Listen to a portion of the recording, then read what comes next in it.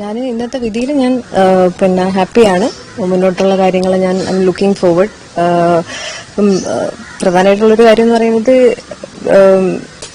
SITയുടെ ഈ പല വിഷയങ്ങളോടും എനിക്ക് പറയുന്ന പോലെ ലൈക്ക് ആ ഒരു ഇൻവെസ്റ്റിഗേഷൻ പ്രോസസ്സിൽ കുറച്ച് അൺസാറ്റിസ്ഫാക്ഷൻ ആണ് പൊതുവിൽ പറയുകയാണെന്നുണ്ടെങ്കിൽ. കാര്യം ഈ പറഞ്ഞ പോലെ പല കാര്യങ്ങളും ഇപ്പം കോൺഫിഡൻഷ്യലായിട്ട് നമുക്ക് ഈ ഒരു വിഷയത്തിന് അതിൻ്റെതായിട്ടുള്ള ഒരു ഗൗരവമുണ്ട്.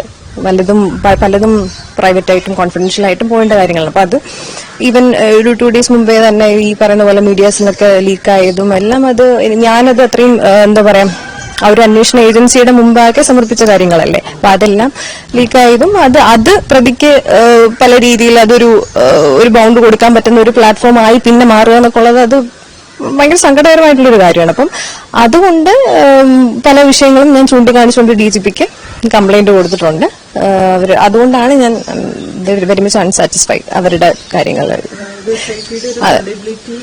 അതെ, ഒരു ട്രസ്റ്റ് നല്ല രീതിയിൽ ബാധിച്ചിട്ടുണ്ട്. കാര്യം ഈ പറയുന്ന പോലെ നമുക്ക് മേജറായിട്ട് വരുന്ന ഇലക്ട്രോണിക് എവിഡൻസുകളാണെങ്കിലൊക്കെ അവർക്ക് നശിപ്പിക്കാനുള്ളൊരു പ്ലാറ്റ്ഫോം അല്ലേ കൊടുക്കുന്നത്.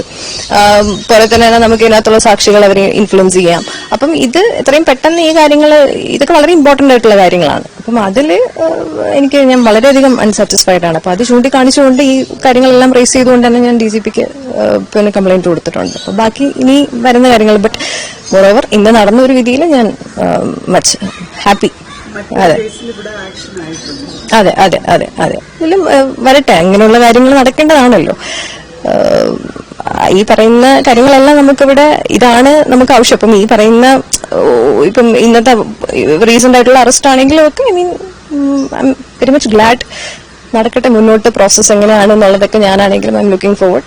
നോക്കാം മറ്റു കാര്യങ്ങളെല്ലാം. Thank U.